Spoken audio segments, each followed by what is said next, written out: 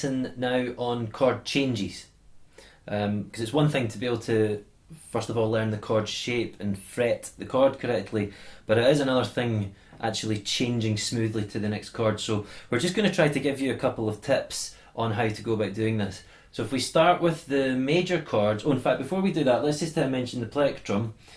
You can use nails to strum your guitar, you use your thumb, you could use a plectrum. Probably best to use a plectrum.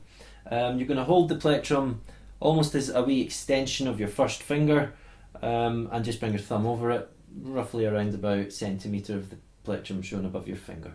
And this just strums the guitar.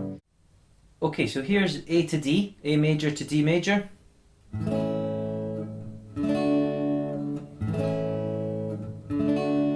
And if you look closely at the fingering, what you'll notice is fingers 1 and 2 stay together, and they kind of move up the strings and separate, and in between it your third finger comes in to get to D major. What's a good idea with these chords is to think in advance about the change. Imagine in your head what's going to happen with your fingers and look in detail at the chord change itself. There's A to D, back and forth. And that's what you should do to learn the change. Just A to D, A to D, many times as you can. Also changing A to E, which was another change in the progression from earlier. This one includes a team of fingers, which is a concept that you're going to come across when you're starting to learn chord changes. Fingers 2 and 3 stay together from A major. If I move my first finger out of the way, fingers 2 and 3 travel to lower strings, they go down to the A and the E. Your first finger kind of tucks in here on the G string on the first fret. So a team of fingers, fingers 2 and 3 stay together. These, if you notice these kind of things, it helps to make these progressions a lot smoother, and you'll get places faster. So there's A to E, A major, E major. Fingers 2 and 3 working as a team.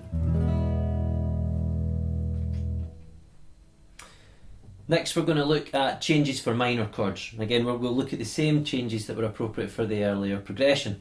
So if we look at the A minor chord, now I tend to find from most of my students that changing to a D minor is one of the hardest changes. If you again look at fingering, what's going on with fingers. Finger 1's just going to the higher string, so is finger 2. Finger 3's got to come out the way to the 3rd fret of the B string. So if you can almost take that whole A minor shape and just move it 1 string higher, but your 3rd finger has to come up. There's your D minor. A minor, D minor. And again, just practice back and forward between these two shapes, much as you can. We'll also look at A minor to E minor. I think this is an easier change, and once again we're going to see this concept of a team of fingers, and it's fingers 2 and 3. You can just forget about finger 1, that's going to disappear, and fingers 2 and 3 are simply going to move to lower strings. Once again, as I said earlier, try to imagine in your head what's actually going to happen with your fingering just before you're trying to play the chord. A minor, fingers 2 and 3, team, down they go. There you go, A minor to D minor.